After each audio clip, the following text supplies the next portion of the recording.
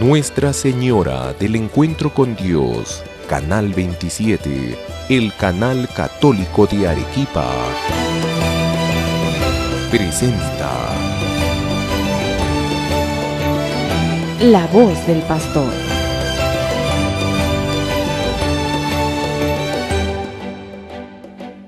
Queridos hermanos y hermanas, nuevamente juntos en La Voz del Pastor. Como siempre, con nuestro catecismo en la mano, vamos a continuar con nuestro estudio reflexivo del segundo artículo de nuestra profesión de fe: creo en Jesucristo, su único Hijo, nuestro Señor. En los últimos encuentros comenzamos a abordar juntos las diversas denominaciones, el nombre de Jesús y también algunos, digamos así, de sus títulos o apelativos.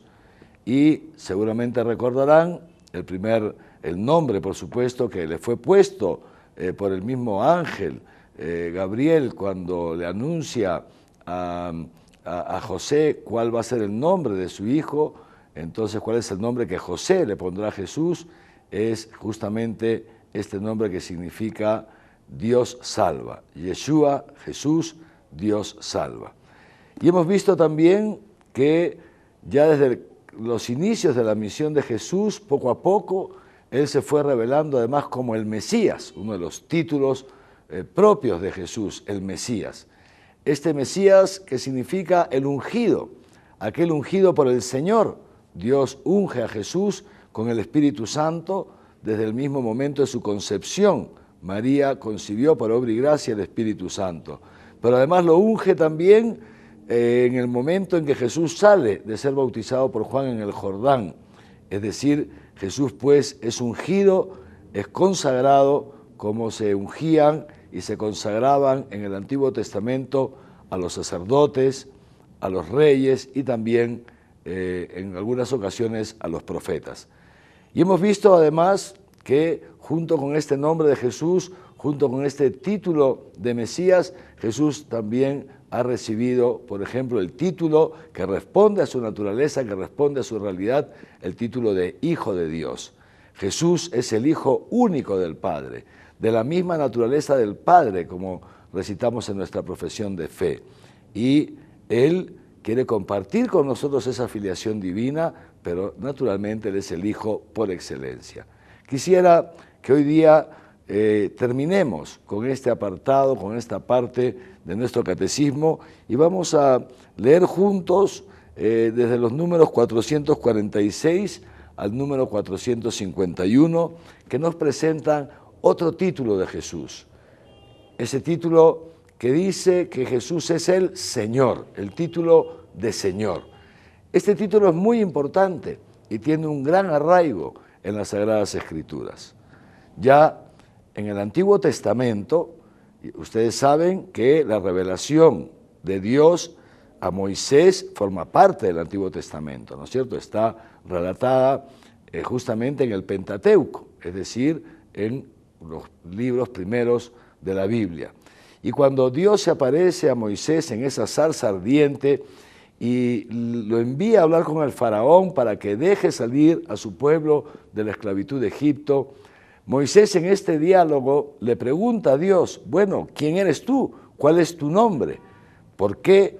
Porque si me preguntan quién te envía, tengo que dar razón de quién me está enviando a esta misión. Y Dios le responde a Jesús y revelándole su nombre con un tetragrama que luego, al hacerse la traducción del Antiguo Testamento, al hacerse la traducción en griego, ese nombre de Dios, el nombre que Dios le da a Moisés como su propio nombre, se traduce en griego como Kyrios.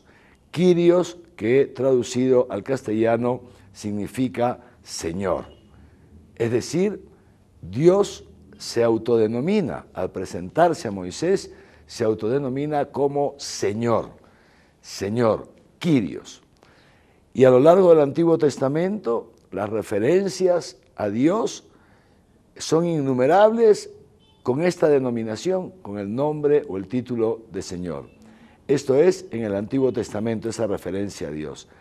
Pero ya en el Nuevo Testamento también se usa el título de Señor para referirse a Jesucristo. Y esto es muy importante. ¿Por qué? Porque si en el Antiguo Testamento el título de Señor estaba exclusivamente referido a Dios, cuando en el Nuevo Testamento se comienza a usar ese mismo título para Jesús, significa que ya la gente, los discípulos, los apóstoles, más adelante la iglesia primitiva, la iglesia de los orígenes, ya van reconociendo, primero, repito, los apóstoles y los discípulos van reconociendo a Jesús como Dios, como verdadero Dios. Hombre verdadero, pero también Dios verdadero. Y fíjense ustedes que el mismo Jesús, en un diálogo con sus discípulos, también se atribuye a él ese título, se atribuye a él también esa calidad de Señor, porque ya les dice, ustedes me llaman Señor, y es verdad, porque lo soy. Ustedes me llaman Kyrios, es decir, ustedes están reconociendo en mí que yo soy Dios, y es verdad, porque yo lo soy. Y dice así Jesús, lo conocemos todos, pues si yo, que soy Señor, me he puesto de rodillas y les he lavado los pies uno por uno, pues también ustedes están llamados a hacer lo mismo.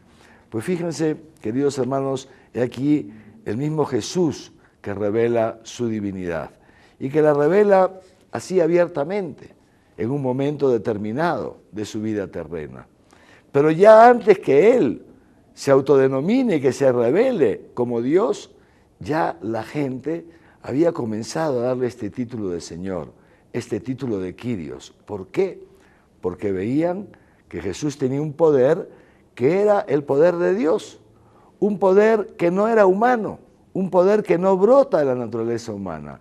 ¿Qué poder? Por ejemplo, el poder de calmar las tempestades, el poder de curar a los enfermos, el poder de resucitar a los muertos. Fíjense ustedes, evidentemente son poderes que los hombres no tenemos.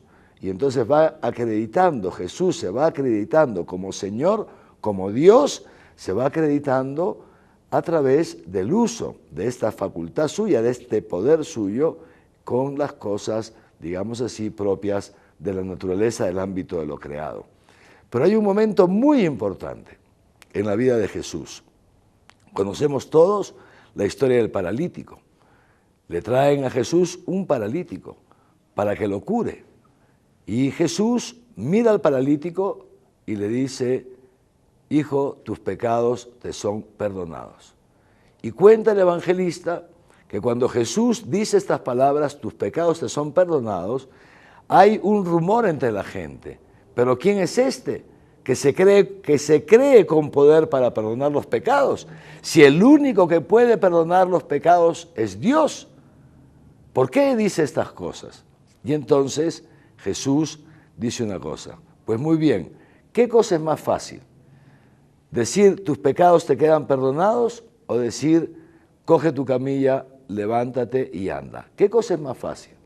Pues sin duda, queridos hermanos, si nosotros nos damos cuenta, mucho más fácil es decir quedan perdonados tus pecados. ¿Por qué? Porque al final uno nunca sabe si efectivamente están perdonados o no. A lo mejor es simplemente una frase que ha dicho Jesús. ¿Cómo podemos constatar que a esa persona se le han perdonado los pecados? Entonces Jesús opta por la vía más difícil, por la vía comprobable. Y dice así, pues muy bien, para que sepan que a este señor, que a esta persona se le han perdonado sus pecados, para que quede constancia que efectivamente se le han perdonado sus pecados, entonces a ti te digo, levántate, coge tu camilla y anda. Y de esa manera Jesús hace un signo externo de ese poder que tiene Él, no solamente curar a los enfermos, sino de perdonar nuestros pecados. Es decir, Jesús se está acreditando con un signo externo, se está acreditando también como Dios y como Señor. Y es así entonces que ya los primeros discípulos los comienzan a reconocer y le empiezan a atribuir digamos así, este especial vínculo con Dios Padre, esta participación, esta presencia divina en la persona de Jesús. Y fíjense ustedes, entonces, queda ya, vamos al número 449, esta divinidad de Jesús queda ya puesta de manifiesto en el momento culminante, cuando Jesús es crucificado, es muerto y es sepultado. La gente ve, los discípulos, la gente ve que este hombre estaba muerto, que había muerto totalmente en la cruz, que había muerto de un modo ignominioso. Y no solamente eso, ven que lo meten en un sepulcro. Y entonces ciertamente la muerte de Jesús queda totalmente acreditada. Qué sorpresa tan grande, queridos hermanos, cuando 3 días después, al tercer día, Jesús resucita. Qué sorpresa tan grande para María Magdalena y la otra María que se encuentran con él a las puertas del sepulcro. Qué sorpresa tan grande para Pedro y para Juan que entran al sepulcro y lo encuentran vacío y ven ahí las vendas y ven ahí la mortaja, pero no está ya Jesús. Qué sorpresa tan grande, queridos hermanos y hermanas, para esos apóstoles que encerrados en el cenáculo por miedo a la persecución que se podría desatar contra ellos, de pronto ven entrar a Jesús resucitado, en medio de ellos traspasando la puerta que estaba cerrada.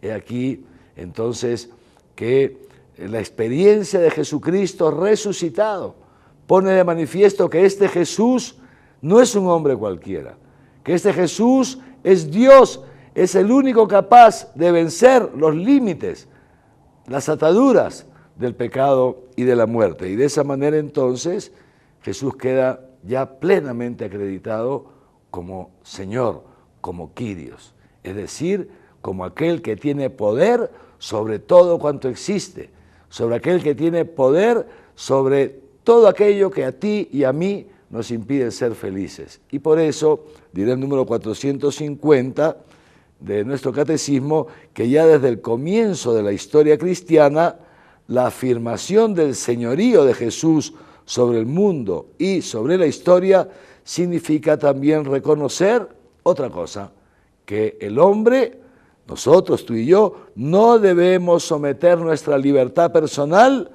de modo absoluto a ningún poder terrenal, sino solo a Dios Padre y a Jesucristo, que es el Señor, que es el Kyrio con Él. Pues queridos hermanos y hermanas, quisiera brevemente que nos detengamos en este aspecto. Cuando decimos que Jesús es el Señor, y fíjense cómo este calificativo, este reconocimiento, esta profesión de fe se da ya desde los orígenes de la Iglesia. Cuando decimos que Jesús es el Señor, estamos diciendo que Él tiene poder sobre todo cuanto existe. Y en consecuencia, eso también es una invitación a nosotros para apoyarnos en Él. Porque tantas veces, les pasará a ustedes, me pasa a mí, nos pasa a todos, podemos tener la tentación, ¿no?, de nosotros, digamos así, inclinarnos ante una autoridad que no es Dios. De nosotros, digamos así, someter, como dice el catecismo, nuestra libertad personal, es decir, nuestra persona, a los poderes de este mundo, por conveniencia, por temor, por lo que fuera. En cambio, si nosotros nos apoyamos en Dios, si nosotros invocamos a Jesús como el Señor, como el Kyrios, cuando nos sentimos tentados por encima de nuestras fuerzas, cuando nos sentimos agobiados con el peso de nuestros problemas y de nuestros dolores, sufrimientos o enfermedades, y sentimos que no podemos más, sentimos que brota en nuestro corazón como un deseo de rebelarnos contra Dios porque las cosas van mal, cuando el demonio de alguna manera se encapricha con nosotros y nos quiere llevar por el camino del mal, queridos hermanos y hermanas, sepamos que no estamos solos. Sepamos que Jesús está siempre dispuesto a escucharnos y a acoger nuestra oración.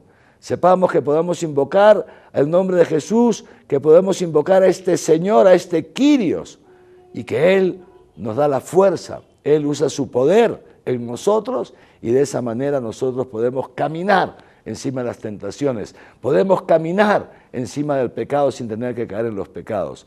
Pero no solamente eso, terminamos ya. Fíjense ustedes, queridos hermanos, que ya entonces el título de Señor de Kyrios se ha extendido en la Iglesia. Y entonces, por ejemplo, si ustedes se dan cuenta, muchas veces como empezamos la misa, sobre todo cuando la preside un obispo, se empieza diciendo la paz del Señor esté con ustedes. La paz del Señor. Lo decimos también antes de la comunión, cuando nos damos la paz. Pero todas las oraciones de la iglesia, si se dan cuenta, siempre terminan las oraciones de la misa. Se las elevamos a Dios nuestro Padre y siempre el sacerdote termina diciendo por nuestro Señor Jesucristo o por Jesucristo nuestro Señor. Es decir, este reconocimiento de Jesús como Kyrios forma parte de nuestra fe porque forma parte también de nuestra experiencia, de esa experiencia de apoyarnos en Él y poder en nuestra propia vida constatar cómo es verdad que cuando uno invoca el nombre del Señor, entonces se salva, porque como dice el Salmo, el Señor nos libra de todas nuestras angustias, el Señor nos libra de todas nuestras esclavitudes. Quisiera concluir este encuentro pidiéndoles a cada uno de ustedes, invitándolos a cada uno de ustedes a que hagamos una breve reflexión. ¿Qué es lo que hoy día te impide ser feliz? ¿Qué significa? ¿Qué es lo que hoy día te impide ser fiel a Dios? ¿Qué es aquello que hoy día te aleja de Dios? ¿Qué pecados tienes que te impiden ser feliz? ¿Qué sufrimientos tienes que te llevan a rebelarte contra Dios? Quisiera que cada uno de nosotros, se los pido con mucha humildad, podamos hacer este examen de conciencia. Y desde lo profundo de nuestra conciencia, una vez tengamos delante nuestro esos pecados o esas situaciones que nos llevan a la rebeldía, podamos juntos, queridos hermanos, invocar el nombre del Señor. Señor Jesús, Hijo de David, ten compasión de mí, que soy un pecador. Señor Jesús, Hijo de David, ayúdame a serte fiel, también en los momentos difíciles. Ayúdame a no caer en esta tentación. Ayúdame, líbrame de este pecado que me tiene atenazado. Porque todo aquel que invoque el nombre del Señor, queridos hermanos, se salvará. Que los bendiga Dios Todopoderoso, Padre, Hijo y Espíritu Santo, y que su bendición les acompañe siempre. Amén.